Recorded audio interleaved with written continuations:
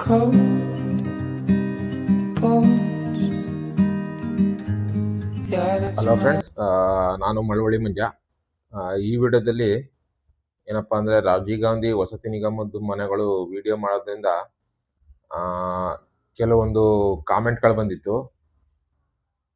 ಏನಪ್ಪ ಕಾಮೆಂಟ್ ಅಂತಂದ್ರೆ ಅದರಲ್ಲಿ ಒಂದು ಕಾಮೆಂಟು ಇದ್ರ ಬಗ್ಗೆ ವಿಡಿಯೋ ಮಾಡಿಲ್ಲ ಅನ್ಸುತ್ತೆ, ಮಾಡಿಲ್ಲ. ಅದೇನು ಕಾಮೆಂಟ್ ಅಂದ್ರೆ ಯಾರೋ ಒಬ್ರು ಮಾಡಿದ್ರು. ಅವ್ರ ಹೆಸರು ಅಶೋಕನ ಏನೋ ಇದೆ, ಅರ್ಜುನ್ ಅಂತ ಇದೆ. ಅರ್ಜುನ್ ಅಂತ ಇದೆ. ಅವರು ಮಾಡಿದ್ರು. ಅವ್ರೇನಂತಂದ್ರೆ ಪುರಸಭೆ ವ್ಯಾಪ್ತಿಯಲ್ಲಿ ಬರ್ತಾರಂತೆ, ಅಂದ್ರೆ ಮುನ್ಸಿಪಾಲಿಟಿ ಪುರಸಭೆ ವ್ಯಾಪ್ತಿಯಲ್ಲಿ ಬರ್ತೀವಿ ಸರ್, ಬಟ್ ನಮ್ಗೆ ನಾವು ರಾಜೀವ್ ಗಾಂಧಿ ವಸತಿ ನಿಗಮಕ್ಕೆ ಹಾಕ್ಬೋದಾ ಅಂತ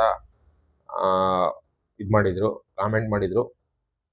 ಬಟ್ ಈ ವಿಚಾರದಲ್ಲಿ ಹೇಳೋದೇನಪ್ಪಾ ಅಂತಂದ್ರೆ ಪುರಸಭೆ ಆಗ್ಬೋದು, ಅಥವಾ ಗ್ರಾಮ ಪಂಚಾಯತಿ ಆಗ್ಬೋದು, ಅಥವಾ ನಗರಸಭೆ ಆಗ್ಬೋದು, ಅಥವಾ ಪಟ್ಟಣ ಪಂಚಾಯತಿ ಆಗ್ಬೋದು, ಇವೆಲ್ಲ ಒಂದೊಂದು ವ್ಯಾಪ್ತಿಯಲ್ಲಿ ಬರ್ತವೆ. ಆ ವ್ಯಾಪ್ತಿನಲ್ಲಿ ನೀವು ಎಲ್ಲಿ ವಾಸ ಇರ್ತೀರಾ ಅಲ್ಲಿ ಮಾತ್ರ ಅದು ಹಾಕಕ್ಕಾಗೋದು. ಇದು ನಾನು ರಾಜೀವ್ ಗಾಂಧಿ ವಸತಿ ನಿಗಮದ ಮನೆಗಳು ಏನ್ ಕೊಡ್ತಾ ಇದ್ದಾರೆ, ಇದು ಯಾರಿಗಪ್ಪ ಅಂದ್ರೆ ಪಕ್ಕ ಬೆಂಗಳೂರಲ್ಲಿ ವಾಸ ಇರೋರಿಗೆ ಅಂತ ಹೇಳ್ಬೋದು. ಪಕ್ಕ ಬೆಂಗಳೂರಲ್ಲಿ ಯಾರು ವಾಸ ಇರ್ತಾರೆ ಅಂತವ್ರಿಗೆ ಈ ರಾಜೀವ್ ಗಾಂಧಿ ವಸತಿ ನಿಗಮದ ಮನೆಗಳನ್ನ ಕೊಡ್ತಾರೆ ಅಂತ ಹೇಳ್ಬೇಕು ಅಷ್ಟೇನೆ. ಆ ರಾಜೀವ್ ಗಾಂಧಿ ವಸತಿ ನಿಗಮದ ಮನೆಗಳು ಬೇರೆ ಕಡೆ ಇಲ್ಲ ಅಂತಲ್ಲ, ಬಟ್ ಎಲ್ಲಿ ಕೊಟ್ಟಿದ್ದಾರೆ ಅಂದ್ರೆ ಮಡಿಕೇರಿನಲ್ಲಿ ಒಂದ್ ಕಡೆ ಕೊಟ್ಟಿದ್ದಾರೆ. ಬಟ್ ಅದು ರಾಜೀವ್ ಗಾಂಧಿ ವಸತಿ ನಿಗಮದ ಮನೆಗಳು ಏನಿದಾವೆ ಅವು ಕೆಲವೊಂದು ಪ್ರದೇಶಗಳಲ್ಲಿ ಕಟ್ತಾರೆ. ಬಟ್ ಅಲ್ಲಿ ಏನಾಗಿತ್ತು ಅಂದ್ರೆ ಮಡಿಕೇರಿನಲ್ಲಿ ನಾನು ನೋಡಿದ ಪ್ರಕಾರ, ಮಡಿಕೇರಿನಲ್ಲಿ ಒಂದ್ಸತಿ ಇದು ಬಂದು ಏನು ಮಳೆ ಬಂದು ಕೆಲವೊಂದು ಮನೆಗಳು ಕೊಚ್ಚಿ ಹೋಗಿರ್ತವೆ. ಆ ಮಳೆಗಳು ಬಂದು ಮನೆಗಳು ಕೊಚ್ಚಿ ಹೋಗಿರೋದ್ರಿಂದ ಈ ಸರ್ಕಾರ ಏನ್ ಮಾಡುತ್ತೆ, ಅದನ್ನ ಅಲ್ಲಿ ಯಾರು ನಿರಾಶ್ರಿತರಾದ್ರು, ಅಂದ್ರೆ ಮನೆಗಳು ಯಾರ್ಯಾರು ಕೊಚ್ಚೋದ್ರು ಅವ್ರಿಗೆ ಮನೆಗಳನ್ನ ಕಟ್ಕೊಡಕ್ಕೆ ರಾಜೀವ್ ಗಾಂಧಿ ವಸತಿ ನಿಗಮಕ್ಕೆ ಇವರು ಸರ್ಕಾರದ ವತಿಯಿಂದ ಇದ್ ಮಾಡ್ತಾ ಇದ್ದು. ಇವಾಗಲ್ಲ, ಸುಮಾರು ಒಂದು 10 ವರ್ಷ 15 ವರ್ಷದ ಹಿಂದೆನೇ ಇರ್ಬೇಕು ಅನ್ಸುತ್ತೆ. ಅವಾಗ ನಾನು ಒಂದ್ಸತಿ ಮಡಿಕೇರಿಗೆ ಹೋಗಿದಾಗ ಅಲ್ಲಿ ಬೋರ್ಡ್ ಹಾಕಿದ್ರು, ರಾಜೀವ್ ಗಾಂಧಿ ವಸತಿ ನಿಗಮ ನಿರ್ಮಿಸಿದ ಮನೆಗಳು ಅಂದ್ಬಿಟ್ಟು. ಅವಾಗ ನಾನು ಇದಾಗಿ ಕೇಳಿದಾಗ ಅಲ್ಲಿ ಯಾರೋ ಒಬ್ರನ್ನ ಕೇಳಿದೆ. ಅವ್ರು ಕೇಳೋದಕ್ಕೆ ಅವರು ಅದೇ ಹೇಳಿದ್ರು, ಈ ತರ ಮನೆಗಳು ಇದಾಗಿತ್ತು, ಹಾಗಾಗಿ ರಾಜೀವ್ ಗಾಂಧಿ ವಸತಿ ನಿಗಮದಿಂದ ನಮ್ಗೆ ವಸತಿಗಳನ್ನ ಫ್ರೀಯಾಗಿ ಕಟ್ಕೊಟ್ಟಿದ್ದಾರೆ ಅಂತ. ಯಾಕಂದ್ರೆ ಅಲ್ಲಿದ್ದ ಹಾಲಿ ಮನೆಗಳು ಕೊಚ್ಕೊಂಡು ಹೋದ್ರಿಂದ ಗೌರ್ಮೆಂಟ್ ಕಡೆಯಿಂದ ಫ್ರೀಯಾಗಿ ನಿರಾಶ್ರಿತರು ಅಂತ ಹೇಳಿ ಅವ್ರಿಗೆ ಹೊಸದಾಗಿ ಮನೆ ಕೊಟ್ಟಿದ್ದಾರೆ. ಮತ್ತೆ ಪ್ರಾಣ ಹಾನಿನೂ ಕೂಡ ಆಗಿದೆ. ಅಂದ್ರೆ ತುಂಬಾ ಜನ ಆ ಮನೆಗಳಿದ್ದವ್ರು ಕೆಲವರು ಇದಾದಾಗ ತೀರು ಹೋಗಿದ್ರಂತೆ. ಹಾಗಾಗಿ ಗೌರ್ಮೆಂಟ್ ಕಡೆಯಿಂದ ಫ್ರೀಯಾಗಿ ಕಟ್ಕೊಟ್ಟಿದ್ದಾರೆ. ಅದೇನು ದುಡ್ಡು ತಗೊಂಡು ಕಟ್ಕೊಟ್ಟಿಲ್ಲ ರಾಜೀವ್ ಗಾಂಧಿ ವಸತಿ ನಿಗಮದಿಂದ. ಬಟ್ ನೀವು ಕೇಳಿರೋ ಪ್ರಶ್ನೆಗೆ, ಅಂದ್ರೆ ಪುರಸಭೆ ವ್ಯಾಪ್ತಿಯಲ್ಲಿ ನೀವು ಬಂದ ಮೇಲೆ, ನೀವು ಪುರಸಭೆ ಆಗ್ಬೋದು, ಅಥವಾ ಗ್ರಾಮ ಪಂಚಾಯತಿ ಆಗ್ಬೋದು, ಅಥವಾ ನಗರಸಭೆ ಆಗ್ಬೋದು, ಆ ವ್ಯಾಪ್ತಿನಲ್ಲಿ ನೀವು ಎಲ್ಲಿ ಬರ್ತೀರಾ ಅಲ್ಲೂ ಕೂಡ ಇದೇ ರೀತಿ ಸ್ಕೀಮ್ಗಳು ಇರ್ತವೆ. ಬಟ್ ಅಲ್ಲಿ ಮನೆಗಳನ್ನ ಕಟ್ಟಿಕೊಡಲ್ಲ. ಅಲ್ಲಿ ಏನಂದ್ರೆ ಅಲ್ಲಿ ಬೇರೆ ರೀತಿ ಇರುತ್ತೆ. ಇದು ನಗರ ಪ್ರದೇಶ, ಅಂದ್ರೆ ಬೃಹತ್ ಬೆಂಗಳೂರು ಮಹಾನಗರ ಪಾಲಿಕೆ ಅಲ್ವಾ ಇದು. ಮಹಾನಗರ ಪಾಲಿಕೆಗಳಿಗೆ ಬೇರೆ ಸ್ಕೀಮ್ಗಳಿರ್ತವೆ, ಪುರಸಭೆಗಳಿಗೆ ಬೇರೆ ಸ್ಕೀಮ್ ಇರ್ತವೆ, ಮತ್ತೆ ಪಂಚಾಯತಿಗಳಿಗೆ ಬೇರೆ ಸ್ಕೀಮ್ ಇರ್ತವೆ. ಹಾಗಾಗಿ ನೀವೇನ್ ಮಾಡ್ಬೇಕು ಅಂದ್ರೆ, ನೀವು ಎಲ್ಲಿರ್ತೀರಾ ಅಲ್ಲಿ ಯಾವ್ದು ಪಂಚಾಯತಿನೇ ಇದೆ, ನಗರಸಭೆ ಇದೆ, ಅಥವಾ ಮುನ್ಸಿಪಾಲಿಟಿ ಇದೆ ನೋಡ್ಕೊಂಡು, ನಿಮಗೆ ಗೊತ್ತಾಗ್ಲಿಲ್ಲ ಅಂದ್ರೆ ಅಲ್ಲೇ ಹೋಗಿ ವಿಚಾರಿಸಿ. ಮುನ್ಸಿಪಾಲಿಟಿಲೇ ಹೋಗಿ, ಅಥವಾ ಗ್ರಾಮ ಪಂಚಾಯತಿಲೇ ಹೋಗಿ, ನಗರಸಭೆಗೆ ಹೋಗಿ ಒಂದ್ಸರಿ ವಿಚಾರಿಸಿ. ಬಟ್ ಅಲ್ಲೇನ್ ಮಾಡ್ತಾರೆ ಅಂದ್ರೆ ಕೆಲವೊಂದು ಸ್ಕೀಮ್ಗಳಲ್ಲಿ ಕೆಲವ್ರಿಗೆ ಮನೆ ಕಟ್ಕೊಳಕ್ ಕೊಡ್ತಾರೆ. ಅಂದ್ರೆ ನಿಮ್ಮ ಹತ್ರ ಖಾಲಿ ಜಾಗ ಇರ್ತದೆ, ಬಟ್ ಮನೆ ಕಟ್ಟಕ್ಕೆ ದುಡ್ಡಿರಲ್ಲ. ಆ ತರ ಸ್ಕೀಮ್ಗಳಿರ್ತವೆ. ಅದ್ರಲ್ಲಿ ಬೇಕಾದ್ರೆ ನೀವು ಲೋನ್ ತಗೊಂಡು ಆರಾಮಾಗಿ ಮನೆ ಕಟ್ಕೋಬಹುದು. ಅಥವಾ ಕೆಲವೊಂದ್ಸತಿ ಸೈಟ್ಗಳು ಕೊಡ್ತಾರೆ ಅಲ್ಲೂ ಕೂಡ. ಈಗ ಸ್ವಲ್ಪ ದಿನದಿಂದನೇ ಬಿಟ್ಟಿದ್ರು, ಅಪ್ಲಿಕೇಶನ್ ಹಾಕ್ಬೋದು, ಸೈಟ್ ಕೊಡ್ತೀವಿ ಅಂತ ಹೇಳ್ಬಿಟ್ಟು, ಗೌರ್ಮೆಂಟ್ ಕಡೆಯಿಂದ ಸೈಟ್ ಕೊಡ್ತೀವಿ ಅಂತ ಹೇಳ್ಬಿಟ್ಟು, BPL ಕಾರ್ಡ್ ಇರೋರಿಗೆ ಸೈಟ್ ಕೊಡ್ತೀವಿ ಅಂತ ಹೇಳ್ಬಿಟ್ಟು ಇದ್ ಮಾಡಿದ್ರು ಎಲ್ಲಾ ಕಡೆ, ಎಂಟೈರ್ ಕರ್ನಾಟಕ. ಅದು ಮುನ್ಸಿಪಾಲಿಟಿ ಆಗ್ಬೋದು, ನಗರಸಭೆ ಆಗ್ಬೋದು, ಗ್ರಾಮ ಪಂಚಾಯತಿ ಆಗ್ಬೋದು. ಹಾಗಾಗಿ ನೀವು ಆ ಸ್ಕೀಮ್ಗಳಲ್ಲಿ ಯಾವ್ದಾದ್ರು ಅಪ್ಲಿಕೇಶನ್ ಹಾಕಿ ನೀವು ಆರಾಮಾಗಿ ನೀವು ತಗೋಬಹುದು. ಬಟ್ ಇಲ್ಲಿ ನಾವು ಏನು ವಿಡಿಯೋ ಮಾಡ್ತಾ ಇದ್ದೀನಿ, ರಾಜೀವ್ ಗಾಂಧಿ ವಸತಿ ನಿಗಮಕ್ಕೆ ಸಂಬಂಧಪಟ್ಟಿರೋದು ಏನು ವಿಡಿಯೋ ಮಾಡ್ತಾ ಇದ್ದೀನಿ, ಅದಕ್ಕೂ ಯಾವುದೇ ರೀತಿ ಸಂಬಂಧ ಇಲ್ಲ. ಇದಕ್ಕೆ ಬರೋದು ಒಂದ 6ರಿಂದ 7 ಕ್ಷೇತ್ರ ಬರ್ತವೆ.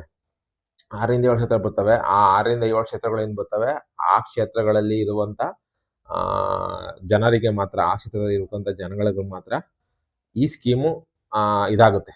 ಏನು ರಾಜೀವ್ ಗಾಂಧಿ ಮನೆಗಳೇನು ಕೊಡ್ತಾ ಇದಾರೆ ಅದು ಅದಕ್ಕೆ ಅವ್ರಿಗೆ, ಅದರಲ್ಲೂ BPL ಕಾರ್ಡ್ ಇರೋರಿಗೆ ಅನುಕೂಲ ಆಗುತ್ತೆ. ಬಟ್ ಈ 7 ಕ್ಷೇತ್ರದಲ್ಲಿ ಇರ್ಬೇಕು, ಅಂದ್ರೆ ಬೆಂಗಳೂರು ನಗರದಲ್ಲಿ ಇರ್ಬೇಕು. ಅದಕ್ಕೆ ಅವ್ರು ಏನ್ ಮಾಡಿದ್ದಾರೆ, ಡಾಕ್ಯುಮೆಂಟ್ಸ್ ಕೇಳಬೇಕಾದ್ರೆ ಬೆಂಗಳೂರಲ್ಲಿ ನೀವು ವಾಸ ಇದ್ದೀರಿ 5 ವರ್ಷಕ್ಕಿಂತ ಮೇಲ್ಪಟ್ಟು, 5 ವರ್ಷಕ್ಕಿಂತ ಮೇಲ್ಪಟ್ಟು ನೀವು ನಗರಸಭೆ ಅಂದರೆ ಇದರಲ್ಲಿ ಮಹಾನಗರ ಪಾಲಿಕೆನಲ್ಲಿ ಅಂದರೆ ಬೆಂಗಳೂರು ಮಹಾನಗರ ಪಾಲಿಕೆನಲ್ಲಿ ನೀವು ವಾಸ ಇದ್ದೀರಾ, ಆ ವ್ಯಾಪ್ತಿನಲ್ಲಿ ವಾಸ ಇದ್ದೀರಾ ಅಂತೇಳಿ ಅವರು ಇದನ್ನ ಸರ್ಟಿಫಿಕೇಟ್ನ ಕೇಳಿರೋದು. ಹಾಗಾಗಿ ಆ ಸರ್ಟಿಫಿಕೇಟ್ ಅವ್ರು ಕೇಳಿದ್ದಾರೆ ಅಂತಂದ್ಮೇಲೆ ನೀವು ಪುರಸಭಾ ವ್ಯಾಪ್ತಿಗೆ ಬಂದರೆ ಅದು ಆಗಲ್ಲ.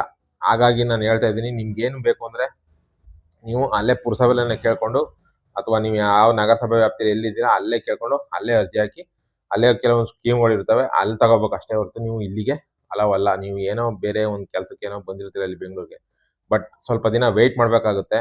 ಅದಕ್ಕೆ ಹೇಳೋದು, ಬೆಂಗಳೂರಿಗೆ ಬಂದವ್ರಿಗೆ ಒಂದು ತಾಳ್ಮೆ ಇರಬೇಕು. ಕೆಲವರು ಇಲ್ಲಂತೂ ಸಿಕ್ಕಾಬಟ್ಟೆ ಇದು ಮಾಡ್ತಾರೆ, ಏನು ಸಿಕ್ಕಾಬಟ್ಟೆ ರಿಸ್ಕು. ಏನಕ್ಕಪ್ಪ ಅಂದರೆ ಅವ್ರಿಗೆ ತಾಳ್ಮೆನೇ ಕಮ್ಮಿ. ಏನಕ್ಕೆ ತಾಳ್ಮೆ ಕಮ್ಮಿ ಅಂತಂದರೆ, ಅವರು ಒಂದು ಏರಿಯಾ ಬಿಟ್ಟು ಇನ್ನೊಂದು ಏರಿಯಾಕ್ಕೆ ಜಂಪ್ ಆಗ್ತಾ ಇರ್ತಾರೆ, ಒಂದು ಏರಿಯಾ ಬಿಟ್ಟು ಇನ್ನೊಂದು ಏರಿಯಾಕ್ಕೆ ಜಂಪ್ ಆಗ್ತಾನೇ ಇರ್ತಾರೆ, ಒಂದು ಏರಿಯಾದಲ್ಲಿ ಇರೋದೇ ಇಲ್ಲ.